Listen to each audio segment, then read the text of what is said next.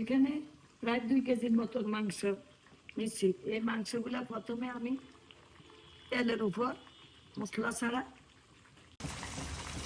খালি তেলের উপর নিচ্ছি। তেল উঠে গেছে, এখন আমরা টমেটো দিয়ে 5টা টমেটো নিচ্ছি, এগুলো দিয়ে আমরা আদা বাটা দিয়ে একটু নাড়াচাড়া করে নিই। তারপরে একটু রসুন বাটা দিতেছি,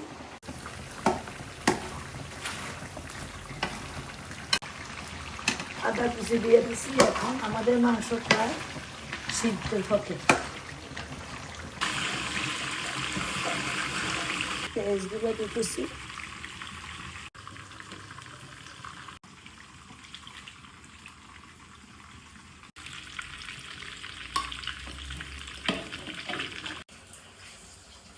আমাদের মাংস ভুনা ডান, অনেক ইয়ামি।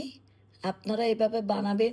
এমন সিদ্ধ হয়েছে মাংসটা, মনে তুল তুলে নরম, খেতে অনেক মজা। আপনারা করবেন।